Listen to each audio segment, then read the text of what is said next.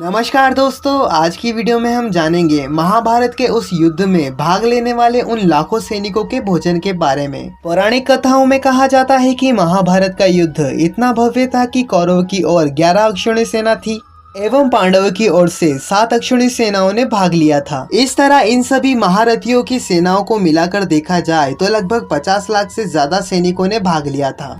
अब प्रश्न यह उठता है कि उन सभी सैनिकों के लिए भोजन कौन और कैसे बनाता था, और एक प्रश्न यह भी उठता है कि युद्ध भूमि पर हजारों सैनिकों के मारे जाने पर भी सही हिसाब से भोजन का प्रबंध किया जाता था। तो चलिए जानते हैं इन सभी रहस्यों के बारे में। महाभारत के युद्ध की घोषणा होते ही सभी राज्यों के राजाओं ने अपने समर्थन के अनुसार अपना अपना पक्ष चुन लिया था।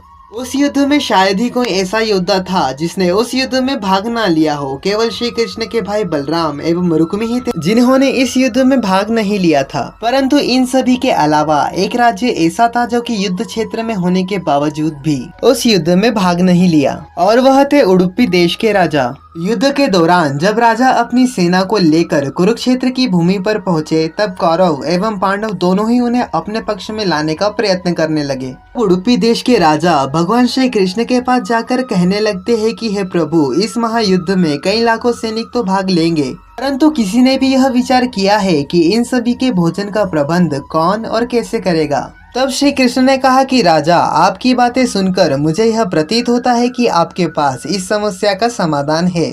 तब राजा ने कहा कि हे प्रभु, दरअसल भाइयों के बीच हो रहे इस महायुद्ध में भाग लेना मैं उचित नहीं समझता और न ही इसे रोकना संभव है। इसी कारण मैं अपनी संपूर्ण सेना की सहायता से इन लाखों सैनिकों के भोजन का प्रबंध करना चाहता हूँ। तब श्री कृष्ण ने उन राजा को आज्ञा दी। तब राजा ने युद्ध के पहले दिन सभी सैनिकों के लिए भोजन का प्रबंध किया एवं राजा इस कार्य में इतने कुशल थे कि अंत में अन्न का एक भी दाना व्यर्थ नहीं जाता था। और जैसे जैसे युद्ध के दिन बीतते जाते वैसे ही भूमि पर सैनिकों की गिनती कम होती जाती, परंतु किसी भी तरह से भोजन की कमी नहीं होती। यह देख पांडवों सहित कौरव के योद्धा यह समझ नहीं पा रहे थे कि उडुपी देश के राजा अंत में उतना ही भोजन कैसे बना लेते हैं जितने सैनिक जीवित बचे हैं। और ऐसे ही लगातार 18 दिनों तक चलता रहा और अंत में पांडवों को विजय प्राप्त हुई। जब युधिष्ठिर का राज्य अभिषेक किया जा रहा था, तब युधिष्ठिर अपने मन में उठ रहे उस प्रश्न के जवाब को जाने बगैर रह नहीं पाए एवं उन्होंने उडुपी देश के राजा से यह प्रश्न किया कि आखिर यह संभव कैसे हुआ कि आपने बिना कुछ जाने इतने लाखों सैनिकों का भोजन कैसे बनाया। तब राजा ने अपने द्वारा किए गए संपूर्ण कार्य का श्रेय भगवान श्री कृष्ण को दिया। यह सुनकर युधिष्ठिर सहित सभी हैरान रह गए। तब राजा ने कहा कि हे महाराज, श्री कृष्ण प्रतिदिन मूंगफली खाते थे। मैं वह मूंगफली गिनकर रखता था और यह देखता था कि उन्होंने कितनी मूंगफली खाई है एवं वह जितनी भी मूंगफलियां खाते थे उसके 1000 गुना सैनिक युद्ध भूमि पर मारे जाते थे।